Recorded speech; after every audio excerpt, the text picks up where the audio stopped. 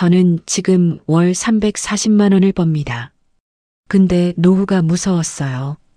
은퇴하고 나서 통장이 바닥날까봐, 큰 병 한 번 걸리면 다 날아갈까봐 그 두려움 때문에 잠을 못 잔 날이 얼마나 많았는지 모릅니다.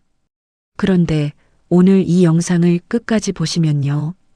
월 150만 원 국민연금에 주택연금 더하고 의료비 비상금까지 챙기면서 노후를 진짜 단단하게 준비한 한 분의 이야기를 들으실 수 있어요. 이분 지금 63입니다. 2년 전에 은퇴하셨어요. 근데 지금 이렇게 말씀하세요. 오히려 지금이 더 여유롭다고요. 처음엔 저도 못 믿었어요. 어떻게 그게 가능하지? 근데 끝까지 들어보니까 알겠더라고요. 진짜로요. 혹시 지금 이런 생각하고 계신가요? 국민연금 얼마 안 나오는데 이걸로 어떻게 살지? 아프기라도 하면 자식한테 손 벌려야 하나? 집은 있는데 현금이 없어서 막막하다. 그 불안감 저도 압니다. 정말로요. 그리고 그 불안감을 없애주는 방법이 실제로 있어요. 오늘 그걸 알려드리겠습니다. 마이너스. 이분 이름은 김성호 씨입니다. 경기도 수원에 사세요. 33년간 중소기업에서 영업직으로 일하셨어요. 퇴직금은 8,500만 원이었고요. 국민연금은 월 148만 원 나옵니다. 아파트 한 채 있고요. 부인이랑 둘이 사세요. 자녀는 2명인데 다 독립했어요. 그런데요. 은퇴 3년 전부터 이분이 한 가지를 시작했어요. 그게 뭔지 아세요? 바로 숫자를 직접 들여다보는 거였습니다. 많은 분들이 노후 준비한다고 하면 그냥 막연하게 생각만 하시거든요. 아, 연금 나오겠지. 퇴직금 있겠지. 어떻게 되겠지. 그게 제일 위험한 거예요. 진짜로요. 김성호 씨는 달랐어요. 은퇴 3년 전에 공책 한 권을 꺼냈어요. 노트 하나예요. 거기다 딱 3줄을 적었어요. 은퇴 후 월 필요 생활비 230만 원, 예상 월 수입 148만 원, 부족분 82만 원. 이 숫자가 나오는 순간 뭔가 달라지셨대요. 막연함이 사라지더라는 거예요. 무서운 게 안 보일 때 제일 무섭거든요. 보이기 시작하면 오히려 길이 보인다고 하셨어요. 그게 진짜 맞는 말이에요. 마이너스. 그러면 그 부족한 82만 원을 어떻게 채웠을까요? 첫 번째 방법이 주택연금이었어요. 많은 분들이 주택연금 얘기 들으면 이러세요. 그거 집을 국가에 넘기는 거 아니에요? 자식한테 물려줘야 하는데. 그런데 김성호 씨가 직접 알아보고 나서 생각이 바뀌었대요. 주택연금은 집을 파는 게 아니에요. 내 집에 계속 살면서 매달 돈을 받는 거예요. 부부 중 한 분이라도 살아계시면 평생 지급이 되고요. 돌아가신 후에 남은 집값이 있으면 자녀분한테 돌아가요. 김성호 씨 집이 시세로 5억 2천만 원이었어요. 부부 둘 다만 63세에 신청하면요. 매달 약 95만 원이 나와요. 국민연금 148만 원에 주택연금 95만 원. 합치면 243만 원이에요. 기억하세요? 필요한 생활비가 230만 원이었잖아요. 그럼 13만 원이 남아요. 부족했던 게 오히려 플러스로 돌아선 거예요. 이분 그때 처음으로 속이 뚫리셨다고 하셨어요. 숫자로 확인하고 나서야 비로소 안심이 되시더래요. 진짜로요. 마이너스. 그런데요. 여기서 끝이 아니에요. 중요한 게 하나 더 있어요. 생활비는 해결됐어요. 그런데 의료비는요? 많은 분들이 이 부분을 놓쳐요. 심각하게 놓쳐요. 건강할 때는 병원비 별로 안 들잖아요. 그래서 방심하는 거예요. 그런데 통계를 보면요. 우리나라 65세 이상 어르신이 평생 쓰시는 의료비의 절반 이상이 마지막 23년에 집중된다고 해요. 암이든 뇌졸중이든 한번 크게 아프면요. 1년에 2천만 원, 3천만 원 나가는 게 현실이에요. 요양병원 입원비만 해도 한 달에 150만 원에서 300만 원이에요. 간병인 쓰면 거기서 또 150만 원이 올라가고요. 이게 6개월, 1년 이어지면 어떻게 될까요? 그 숫자를 보고 나서 김성호 씨가 무섭지 않으셨을까요? 당연히 무서우셨대요. 저도 들으면서 무서웠어요. 그래서 이분이 은퇴 2년 전에 한 게 있어요. 바로 실손보험 리모델링이에요. 오래된 실손보험 갖고 계신 분들 많으시죠? 10년, 15년 된 거요. 그냥 내고 계시는 분들 많아요. 그런데 그 오래된 실손보험이 오히려 갱신이 되면서 보험료가 엄청 올라가 있는 경우가 있어요. 점검을 안 하면 몰라요. 내고만 있는 거예요. 김성호 씨가 보험 점검을 해봤더니 2가지가 나왔어요. 하나는 보험료를 줄일 수 있는 부분이 있었고요. 또 하나는 정작 중요한 항목이 빠져 있었어요. 암 진단비였어요. 실손보험은 치료비를 돌려받는 거고요. 암 진단비는 진단받는 순간 목돈이 나오는 거예요. 이 2가지가 같이 있어야 진짜 대비가 되는 거예요. 이분이 그걸 정비하고 나서 마음이 달라지셨대요. 이제는 아파도 돈 걱정은 안 해도 되겠구나. 그 안도감이요. 그게 얼마나 큰 건지 모르세요. 마이너스 마이너스 마이너스.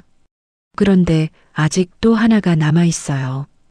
이게 제일 많이 놓치는 부분이에요. 퇴직금 8,500만 원. 이 돈을 어떻게 하셨을까요? 많은 분들이 퇴직하고 나서 퇴직금을 그냥 통장에 넣어두세요. 혹은 자녀 전세금으로 보내드리거나요. 아니면 급하게 투자 얘기 듣고 들어갔다가 잃으시기도 하죠. 김성호 씨는 퇴직금을 3덩어리로 나눴어요. 첫 번째 덩어리 2천만 원. 이건 절대 건드리지 않는 비상금이에요. 의료비 긴급 상황, 집수리 같은 예상 못한 일이 생기면 쓰는 돈이에요. 이 돈은 그냥 파킹 통장에 넣어두셨어요. 연 34% 이자 받으면서요. 쓰지 않는 한 계속 거기 있어요. 그게 안심의 기반이에요. 2번째 덩어리 4천만 원. 이건 연금저축펀드에 넣으셨어요. 이미 은퇴 10년 전부터 조금씩 넣어오셨던 거예요. 지금 찾으면 세금 떼이니까요. 만 55세 이후에 나눠서 받으시면 돼요. 매년 연말정산 때 세금 환급도 받으셨고요. 이걸 일찍 시작하신 게 진짜 다행이라고 하셨어요. 3번째 덩어리 2,500만 원. 이건 월지급식 펀드에 넣으셨어요. 매달 소액이지만 꾸준히 나와요. 3,040만 원 정도요. 국민연금이랑 주택연금 사이에서 버퍼 역할을 해준대요. 작아 보여도 있고 없고가 달라요. 진짜로요. 이렇게 3덩어리로 나눠놓고 나서요. 이분이 처음으로 은퇴가 두렵지 않다는 말씀을 하셨어요. 막연한 불안이 아니라 구체적인 계획이 생기니까 달라지더래요. 마이너스 마이너스 마이너스. 그런데요. 여기까지 들으시면서 이런 생각 드실 수도 있어요. 주택연금은 우리 집이 어떻게 되는 거야? 연금저축은 이미 늦은 거 아닌가? 나는 퇴직금도 없는데. 그 마음 이해해요. 저도 처음에 그랬거든요. 그래서 김성호 씨한테 직접 여쭤봤어요. 집도 없고 퇴직금도 적으면 어떻게 해야 하냐고요. 이분이 이렇게 말씀하셨어요. 그럼 더 빨리 시작해야 해요. 규모가 작아도 구조를 잡아야 해요. 규모가 문제가 아니에요. 구조가 문제예요. 100만 원이 있어도 비상금, 저축, 생활비로 나눠야 해요.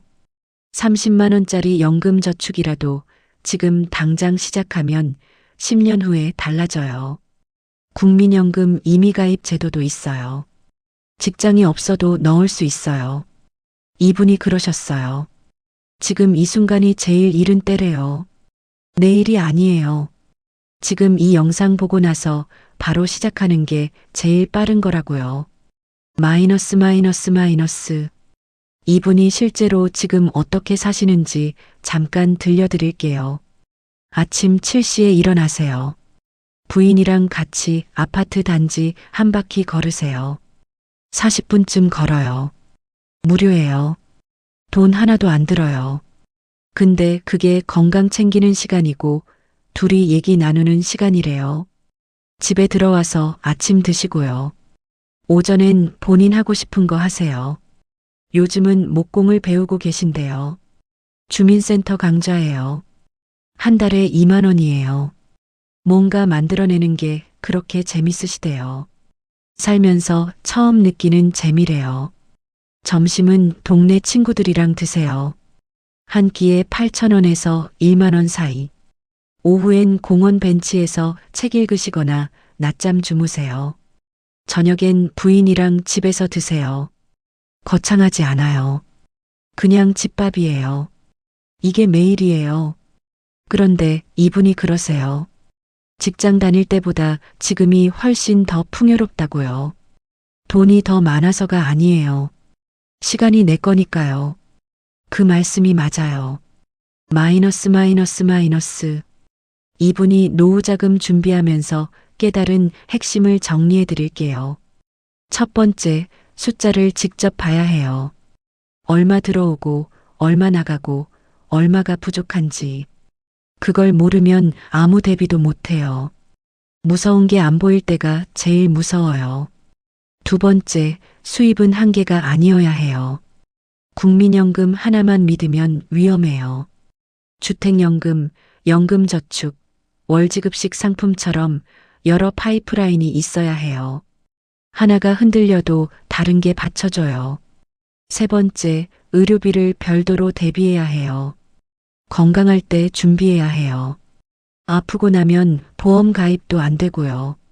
비상금 통장도 묶어두지 않으면 정작 필요할 때 없어요. 네 번째, 퇴직금을 한 덩어리로 쓰면 안 돼요. 쪼개야 해요. 비상금, 저축, 생활비 보완으로 나눠야 해요. 그렇게 나눠 놓으면 어떤 상황이 와도 무너지지 않아요. 다섯 번째, 지금 당장 시작해야 해요. 60대 초반이면 아직 늦지 않았어요. 진짜로요. 55세 넘으셨어도 주택연금 설계할 수 있고요. 연금저축 지금 시작해도 10년 뒤에 의미 있어요. 시작하지 않는 게 제일 늦는 거예요. 마이너스 마이너스 마이너스. 혹시 지금 이런 분들 계시면 꼭 듣고 가세요. 국민연금 100만 원 조금 넘게 나오는데 이게 전부인 분. 집은 있는데 현금이 없어서 막막하신 분. 퇴직금 받았는데 어떻게 해야 할지 모르는 분. 아프면 자식한테 짐 될까봐 그게 제일 무서운 분. 그 마음 다 이해해요. 정말로요. 저도 같은 고민했거든요.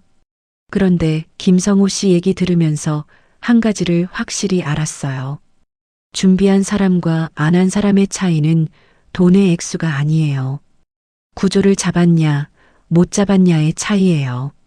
월 150만 원이어도 구조가 있으면 버텨요. 월 300만 원이어도 구조 없이 쓰면 무너져요. 지금 이 영상 보고 계신 분들은요. 이미 첫걸음을 뗀 거예요. 알려고 하는 것 자체가 준비예요. 오늘 딱 한 가지만 해보세요. 공책 한 장 꺼내서 숫자 3줄만 적어보세요. 은퇴 후 필요한 돈, 받을 수 있는 돈, 부족한 돈. 그 3줄이 노후 설계의 시작이에요. 진짜로요. 마이너스 마이너스 마이너스. 저도 이 얘기를 듣고 나서 바로 해봤어요. 그 3줄을요. 처음엔 숫자가 나오니까 무섭더라고요. 부족분이 눈에 딱 보이니까요. 근데 신기하게도 무서운 동시에 마음이 좀 편해지더라고요. 이 정도면 해결할 수 있겠다. 그런 생각이 드는 거예요. 모르면 막연하게 무서운 거예요. 알면 길이 보이는 거고요. 여러분도 오늘부터 그 3줄 적어보세요.